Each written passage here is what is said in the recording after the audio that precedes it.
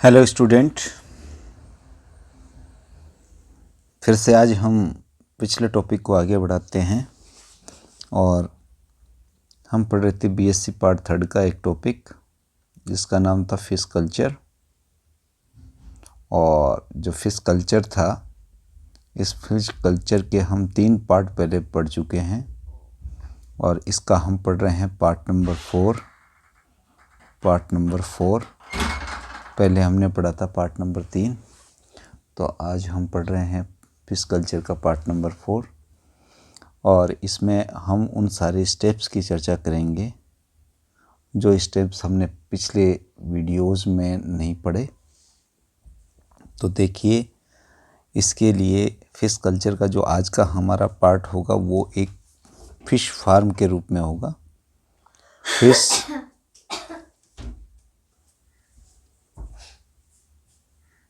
Fish farm के रूप में होगा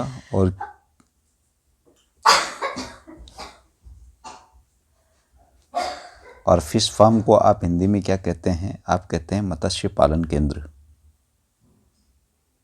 मत्स्य पालन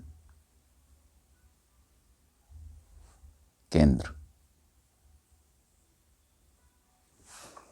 और मत्स्य पालन केंद्र अगर आपके समझ में आ गया तो ये समझिए कि आपको कंप्लीट जो है फिश कल्चर समझ में आ जाएगा।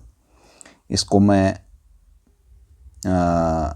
जो है स्टेप वाइज समझाता हूँ। देखिए, फिश फार्म कैसे होगा और किसको किससे अटैच करेंगे हम। तो सबसे पहले क्या है, ब्रीडिंग पाउंड होते हैं। क्या होते हैं भाई? Breeding ponds. ये मैं एक बनाता हूँ आयताकार, वर्गाकार। ये क्या है? ये है ब्रीडिंग पॉन्ड।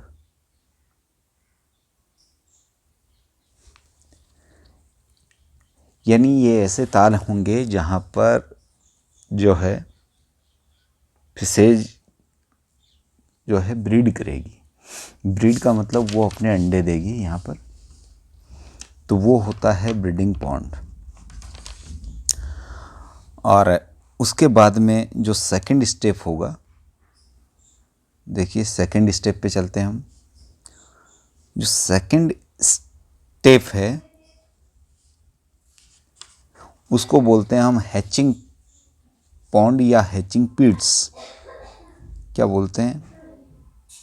बहुत सारे छोटे छोटे ऐसे जुड़े हुए एक दूसरे के साथ में ये जो पीट्स होंगे, गड्ढे होंगे, ये ऐसे, ये सब क्या है? गड्ढे हैं। और ये जो गड्ढे हैं, इन गड्ढों को हम कहते हैं क्या? Hatching Pitt's. हैचिंग पीट्स, इनको क्या कहते हैं हम? Hatching Pitt's. और हैचिंग पीट्स से आगे हम जोड़ते हैं एक अगला स्टेप, वो है आपका नर्सरी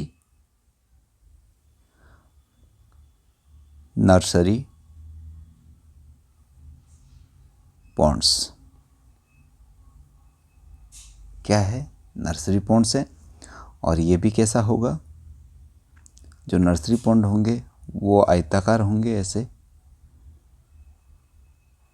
जिसमें ये पानी भरा हुआ है। नर्सरी पॉन्ड को आगे चलाइए आप, तो फिर आएगा रेयरिंग पॉन्ड।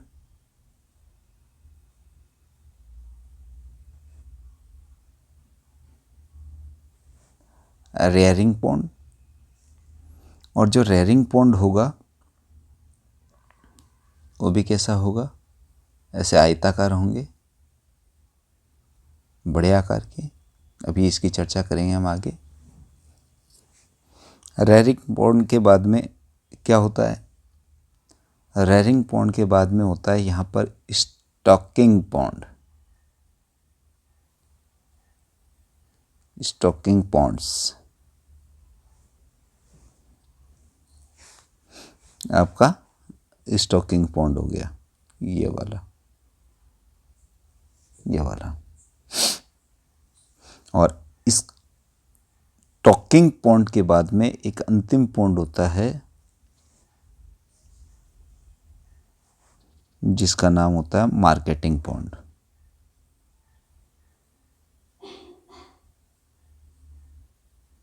Marketing Pond's.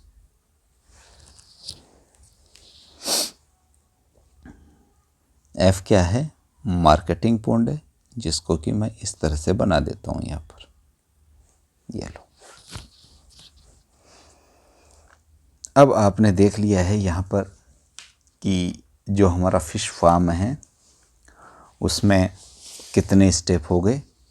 तो पहला स्टेप हो गया आपका ब्रीडिंग पॉन्ड वाला, दूसरा स्टेप हो गया हैचिंग पीट्स वाला, तीसरा स्टेप हो गया आपका नर्सरी वाला, चौथा स्टेप हो गया रेयरिंग वाला, पांचवा हो गया आपका स्टॉकिंग वाला, और छठा स्टेप हो गया आपका मार्केटिंग पॉन्ड वाला। तो कुल मिलाकर के हमारे पास जो हैं स्टेप हो गए 6। इन 6 स्टेप्स को फॉलो करते हुए आप फिश कल्चर को कंप्लीट कर सकते हैं। अब यहाँ पर हम बात करते हैं किसकी? हम बात करते हैं भाई जो पहला पॉन्ड है, जिसे कि हम ब्रीडिंग पॉन्ड कहते हैं। यहाँ पर क्या करते हैं, अंडे दिए जाते हैं। तो ये प्रजनन केंद्र कहलाता है, जहाँ पर मछलियाँ जो है प्रजनन करती हैं और यहाँ से इनको पकड़ा जाता है। और पकड़ने के लिए जो फिश सीड होता है, प्रजनन में क्या होता है, फिश सीड। फिश सीड का मतलब होता है मत्स्य बीज। फिश सीड, फिश सीड का मतलब हो गया मत्स्य बीज, यानी मत्स्य बीज जो हैं इस स्थान से पकड़े जाएंगे, जिसके लिए बेंची जाल, एक नेट टाइप का शूटिंग जाल काम में लिया जाएगा, जिसका आकार जो है 2 बाई 1 इंच का होता है। और उसके पीछे पट्टे पर एक गमछा लगा रहता है, जिसमें कि मछली की ये इनको इकट्ठा कर लिया जाएगा। तो संग्रह करने वाला है। उसके बाद में हम चलते हैं कहाँ पर, हैचिंग पीट्स के पास में चलते हैं। और हैचिंग पीट्स जो है हिंदी में इसको स्फुटन गर्त कहते हैं। क्या कहते हैं? स्फुटन गर्त कहते हैं। और स्फुटन गर्त जो है, पहली बात तो ये इसके समीप होता है। इन दोनों के बीच में ज़्यादा दूरी नहीं होनी चाहिए, समीपता होनी चाहिए, जिससे कि आसानी से हम जो फिश सीड्स हैं उनको ब्रीडिंग पॉन्ड से निकाल करके हैचिंग पॉन्ड्स में ट्रांसफ़र कर सके। ये आकार में स्पेशली छोटे होते हैं। देखिए ब्रीडिंग पॉन्ड कितना बड़ा है और ये कितने छोटे हैं। तो ये स्मॉल इन साइज होते हैं। इतनी मात्रा में इनमें पानी होना चाहिए कि वो 1 से 3 महीने के अंदर सूख जाए। और ये संख्या में बहुत ज़्यादा होते हैं, यानी हैचिंग जो पीट्स हैं इनका नंबर जो है ज़्यादा होता है। जब भी मैंने देखो एक से जुड़े हुए बहुत सारे बनाए हैं। और हैचिंग जो है, यहाँ स्फुटन गर्त में क्या होता है, जो निषेचित अंडे होते हैं उनको फर्टिलाइज्ड जो एग होंगे, फर्टिलाइज्ड जो एग हैं, फर्टिलाइज्ड एग जो है वो इस पॉन्ड से इसके अंदर स्थानांतरित किए जाते हैं। तो हैचिंग पीट्स का मतलब आपको समझ में आ गया होगा कि जो ब्रीडिंग पॉन्ड्स हैं उसके अंदर जो फर्टिलाइज्ड एग्स हैं उनको हम किस में ट्रांसफ़र कर देते हैं, हम कर देते हैं हैचिंग पीट्स में, या स्फुटन जो कुंड है, गर्त है, उसमें। अब हैचलिंग्स को लगभग 35 से 50 घंटे तक इसी में रखा जाता है। और उसके बाद में इसको नर्सरी पॉन्ड में स्थानांतरित करेंगे। और नर्सरी पॉन्ड में स्थानांतरित करेंगे कब?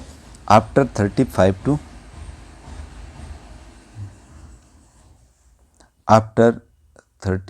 To 50 our.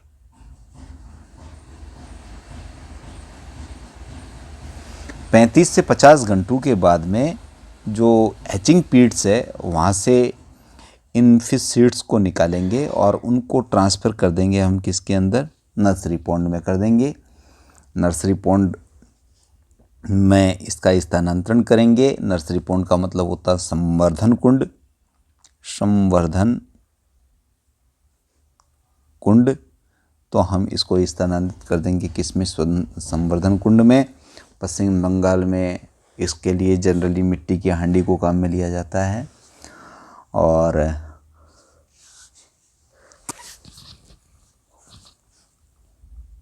इसे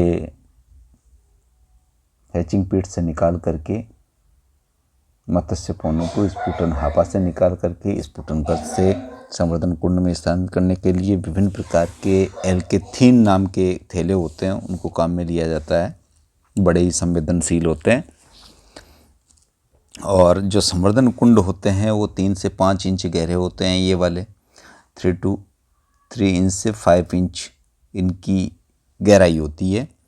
और लेकिन आजकल थोड़ी ज़्यादा रखी जाती है। बात करें इनके क्षेत्रफल की तो लगभग बड़े आकार के होते हैं। ये लार्ज इन साइज होते हैं और लार्ज इन साइज का मतलब लगभग आधा एकड़ में फैले रहते हैं। पहले से ही तैयार कर लेते हैं इनको। और संवर्धन कुंडों में भोजन जो है प्राकृतिक स्रोत कम होते हैं, इसलिए अधिक मात्रा में मछलियां जो है पौंड के संवर्धन ताल में रख दी जाती है और संवर्धन ताल से परभक्षी और अवांछित मछलियां जो है उनको निकाल देना चाहिए, नहीं तो वो उसको नुकसान पहुंचाएगी। और साथ में ammonium sulphate, sodium nitrate, super phosphate आदि का प्रयोग हम करते रहते हैं। और जो ये संवर्धन पिंड होता है, संवर्धन पॉन्ड्स हैं, कुंड है, इनके अंदर जो फाइटोप्लैंक्टन और जो प्लैंक्टन्स होते हैं उनका विकास होना चाहिए, जो क्योंकि जो मछली पौने होते हैं उनका प्रिय भोजन होता है। और इसमें अगर नर्सरी पॉन्ड की बात करें तो इसमें जल के गुणों में दोनों में अंतर होगा। संवर्धन कुंड में उपयुक्त भोजन नहीं होना, जिसके कारण अपन ये कह सकते हैं कि संवर्धन कुंड में ही मृत्यु दर सबसे ज़्यादा, जो डेथ रेट है मछलियों की, डेथ रेट वो सबसे ज़्यादा जिस में मिलती है वो नर्सरी पॉन्ड होता है। और पल्लवों की अतिवृद्धि होती है, ऑक्सीजन की मात्रा में कमी होती है, कहना भी रीजन भी यहाँ में मिलता है। संवर्धन कुंड के लिए कुछ सावधानियां रखनी पड़ती है और सावधानी के लिए एक तो ये संवर्धन कुंड है वो इसके बिल्कुल पास में होना चाहिए, इन दोनों में निकटता होनी चाहिए, जिससे कि इनको एक दूसरे के जब ट्रांसफ़र किया जाता है तो आसानी से इसे किया जा सके। और संवर्धन कुंड स्फुटन गर्त के पास में होना चाहिए और संवर्धन कुंड में जल की मात्रा कंट्रोल में रहनी चाहिए और किसी प्रकार की परभक्षी मछलियाँ वगैरह इस संवर्धन कुंड में ना मिले, क्योंकि मिलेगी तो वो अन्य मछलियों को खा जाएगी जिन्हें आप स्थानांतरित कर रहे हैं। मछलियाँ एक निश्चित संख्या में रखनी चाहिए जिससे कि उनकी ज़्यादा आबादी नहीं हो और scarcity of food and water and space की ना हो। खाद्य पदार्थों की उपयुक्त मात्रा में आपूर्ति भी जरूरी है। जब मत्स्य पौने की लंबाई, या मैं कहूँ कि जो जुवेनाइल फिश है, जो युवा फिश है, जब उनकी लंबाई 10 से 15 सेंटीमीटर हो जाती है, जब जो सेडलिंग है, जो मछली नवीन जो फर्टिलाइज्ड एग से निकली है उनका आकार 10 से 15 सेंटीमीटर तक हो जाए, तब इनको संवर्धन कुंड से निकाल करके हम स्थानांतरित कर देते हैं रेयरिंग कुंड में। और ये रेयरिंग कुंड क्या है, इसको समझने के लिए आप यह समझिए कि रेयरिंग कुंड को हम बोलते हैं पोषण कुंड। और पोषण कुंड का मतलब पालन पोषण कुंड होगा, ये पालन पोषण कुंड।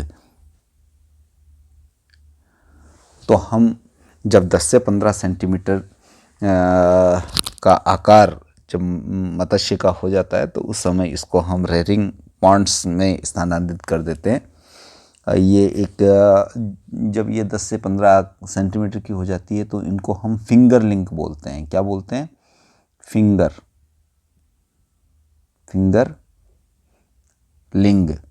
फिंगर लिंक को स्थानांतरित किया जाता है इसमें, जिनकी साइज 10 to 15 सेंटीमीटर होती है। तो fingerling transported from nursery pond to rearing pond.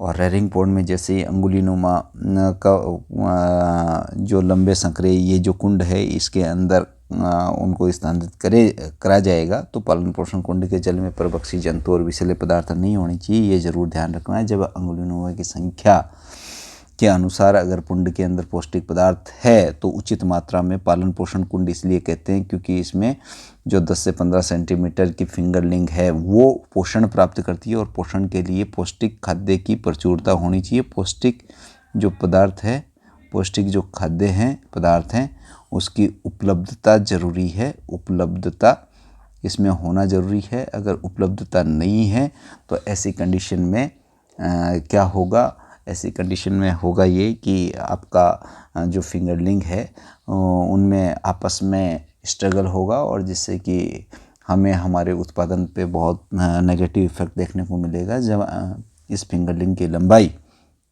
जब इन फिंगरलिंग की लंबाई लगभग हो जाती है कितनी, जो ये फिंगरलिंग थे इनकी लंबाई हो जाती है 18 से 20 सेंटीमीटर, तो फिर हम इनको फिर ट्रांसफ़र करेंगे और इनको ट्रांसफ़र करेंगे यानी स्थानांतरित करेंगे, स्थानांतरित। और ये स्थानांतरित किस में कर देंगे हम, स्थानांतरित कर देंगे हम स्टॉकिंग पॉन्ड में। तो ये हमने देख लिया कि रेयरिंग पॉन्ड्स में हमने क्या किया। ट्रांसपोर्ट ऑफ फिंगरलिंग की अगर बात करें तो 1000 लीटर की क्षमता वाले पात्र में रख करके, यानी कम से कम जिससे आप कर रहे हो उसकी क्षमता 1000 लीटर की होनी चाहिए, उसमें डाल करके इसको हम ले जाएंगे। और जो भी आप ले रहे हो 1000 लीटर का कोई भी बर्तन जिसके थ्रू आप इसको स्टॉकिंग पॉन्ड्स में स्थानांतरित करोगे तो कम से कम ये ध्यान रहे कि इसकी जो दीवारें हैं वो थर्माकोल या फोम से बनी हुई होनी चाहिए, जिससे कि जब इनको ट्रांसफ़र किया जाए तो मछलियों को धक्के और चोट से बचाया जा सके। परिवहन के समय जो फिंगरलिंग होती है वो सेडेटिव जैसे कि सोडियम एमाइलेट एंड बारबिट्यूरेट देकर के कम क्रियाशील बना दिया जाता है। कभी कभी फिंगरलिंग के साथ बीमारी, परजीवी, परभक्षी ये भी संगम ताल में पहुंच जाते हैं, तो उससे बचने के लिए हमें antibiotic, methylene blue, copper sulphate, potassium permanganate है, फॉर्मेलिन है, नमक है, ये सारी चीज़ें इसके साथ में ऐड करके हम इसमें डालते हैं जिससे कि उनको संग्रहण कुंड में स्थानांतरित करें तो उस समय उनको बचाया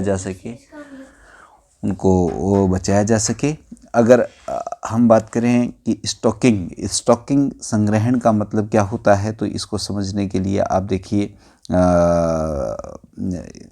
इसको स्टॉकिंग का मतलब होता है संग्रहण। क्या होता है भाई? संग्रहण।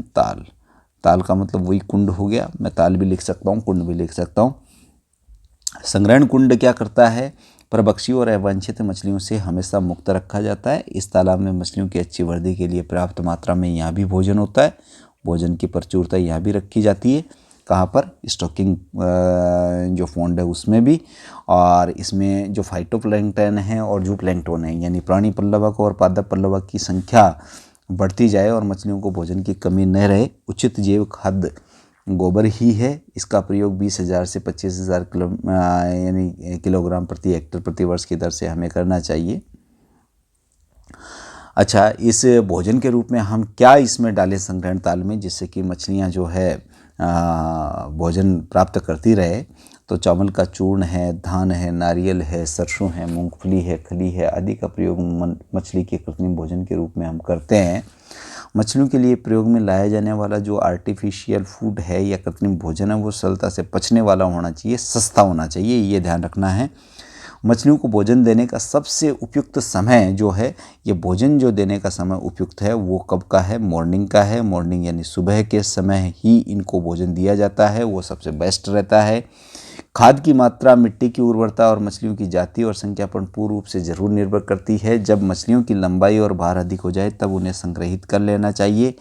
और संग्रहित कब किया जाता है? जब उनकी लंबाई जो है 20 सेंटीमीटर से ज़्यादा हो जाती है, तभी तो हम उनको संग्रहित पूर्ण विकसित जो मछलियां हैं उनको पानी से निकाल करके हम संग्रहित पूर्ण विकसित मछलियों को बिक्री के लिए ले जाते हैं। उसके लिए हमें मार्केटिंग जो पॉन्ड है उसमें उसको छोड़ा जाता है। छोटी मछली कभी नहीं पकड़ते, हम बड़ी मछलियों को ही पकड़ते हैं। तो फिर मार्केटिंग जो पॉन्ड है, जो संग्रहण जो हमारा ताल था उससे निकाल करके मार्केटिंग पॉन्ड में जब मछलियों का आकार, जब फिश जो है यहाँ पर लार्ज साइज़ की हो जाती है तो ऐसी कंडीशन में इनको मार्केटिंग पॉन्ड में स्थानांतरित कर दिया जाता है और वहाँ से पैक करके इनको मार्केट में ले जाया जाता है।